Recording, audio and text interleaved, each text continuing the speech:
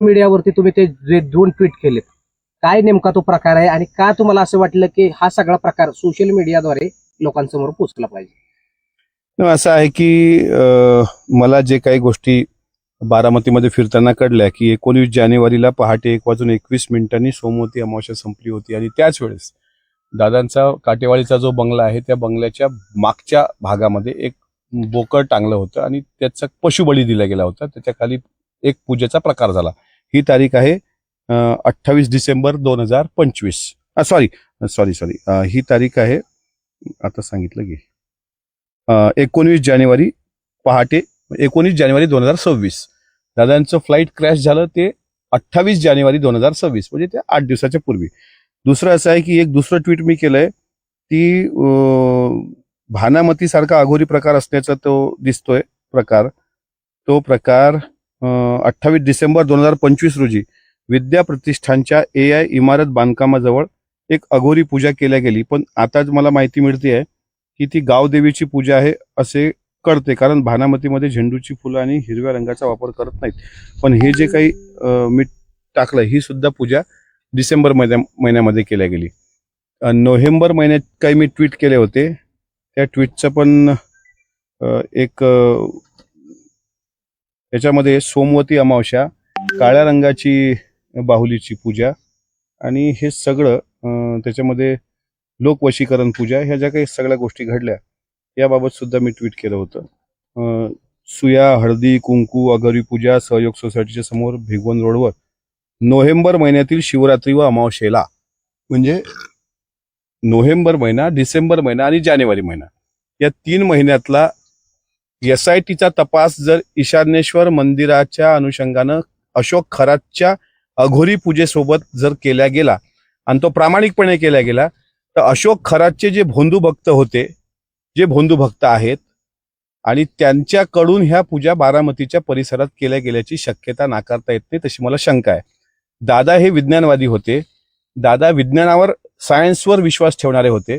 अंधश्रद्धेचा दादांचा दुरान्वय संबंध नव्हता आणि आम्ही सुद्धा पुरोगामी विचाराशी लोक आहोत. या फालतू थोतांडावर आमचं अजिबात विश्वास नाही. पण अंधश्रद्धा निर्मूलन समितीने सुद्धा पोलिसांकडे अशी तक्रार दाखल केलेली आहे की ह्या प्रकरणाचा त्या अनुषंगाने तपास व्हावा आणि एखाद्याला राजकारणामध्ये फायदा करून घेण्याकरता पशुबळी आणि नरबळी दिल्या जाण्याचा जो अघोरी प्रकार होता त्याविरुद्ध डॉक्टर नरेंद्र दाभोळकर सरांनी अख्खं आयुष्य समर्पित केलं आणि त्याच महाराष्ट्रामध्ये अशा आर्थिक लालसेपोटी जर ह्या पूजाविधी घडून आणल्या असतील, म्हणजे सहयोग सोसायटीच्या समोर, विद्या प्रतिष्ठानच्या परिसरामध्ये, काटेवाडीच्या बंगल्याच्या मागे, देवगिरीच्या बंगल्याच्या समोर, तर हे फार भयंकर आहे.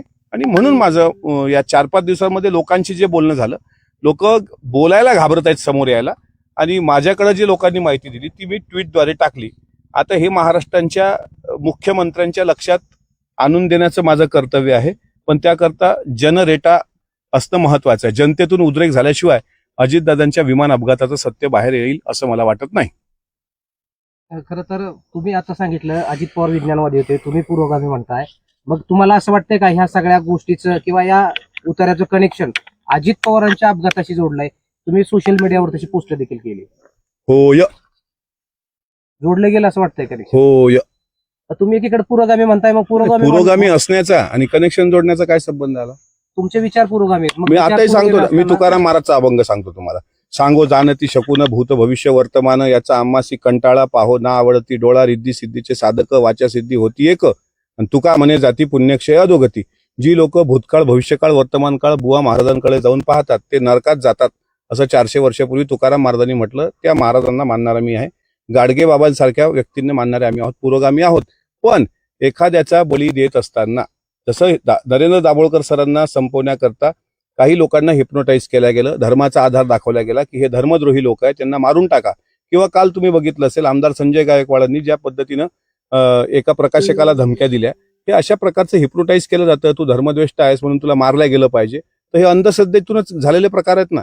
तुमच्या बारामतीमध्ये सुद्धा एक नरबळी केला गेला ना, एका दिवसाच्या ओल्या बाळंतिनाच्या बाळाचा, 1 दिवसाचं बाळ, त्याचं मुंडकच कापून टाकलं गेलं. अद्यापही त्याचा प्रकार ते तपास लागला नाही. आमच्या वर्धा जिल्ह्यामध्ये, त्या विदर्भामध्ये एका जिल्ह्यामध्ये मी शक्ती सुधारणा विधेयकावर असताना 2.5 वर्षाच्या मुलीच्या मानीच्या कोळ्या नसा कापून ते रक्तदेवीला वाहल्या गेलं. म्हणजे हा जो अंधश्रद्धेचा प्रकार आहे हे मानणारी लोक आणि पुरोगामी असलेली लोक हा फरक आहे. आता मी जरी पुरोगामी असलो पण एखाद्याने सांगितलं की याला कार्यक्रम करायचा तर ही पूजा करा, ज्याला करायचा तो पूजा घालेल ना तिथे, त्याचा काय संबंध? तुमचा प्रश्नच मला असं वाटतं थोडा विरोधाभास हवा. खरं तर का अख्खं संपूर्ण पवार कुटुंब सुनेत्रा वहिनींचा प्रचार करताना पाहायला मिळालं. मताची आकडेवारी काल समोर आली. मताची टक्केवारी 13% जास्त होऊन घसरल्याचं समोर आले. आम्हाला अपेक्षा होती 70% वर मतदान व्हायला पाहिजे होतं. उन्हाची तीव्रता आणि त्याच्यानंतर त्याच्या पलीकडे काही लोकांना असं वाटलं की ठीक आहे आता वहिनी निवडून येतील तर काही आपण न गेलेलं बरं, म्हणून लोकांनी थोडाफार त्यात जाण्यास टाळाटाळ केली.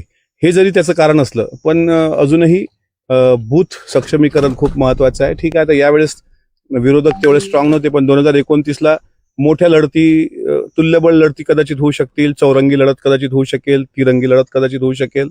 तर अशा वेळेस हा टक्का वाढणं अपेक्षित आहे. त्याकरता आता 3 वर्ष खूप काम करावं लागेल, एवढं मात्र नक्की. राष्ट्रवादी पक्ष संघटना बांधण्यासाठी पार्थ पवारला दिल्ली आणि मुंबईची आणि जय पवारला आपले पुणे ग्रामीणची जबाबदारी दिली.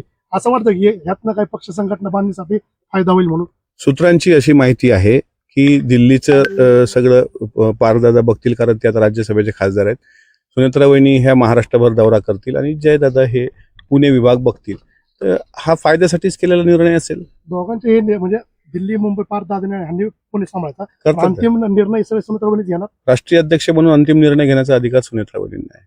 विधान परिषदेची एक जागा राष्ट्रवादीकडे आली. काय वाटतं तुम्हाला विधान परिषदेवर नेमकी कोणाला संधी दिली जाईल? जो त्या पदासाठी योग्य असेल त्याला संधी देणार.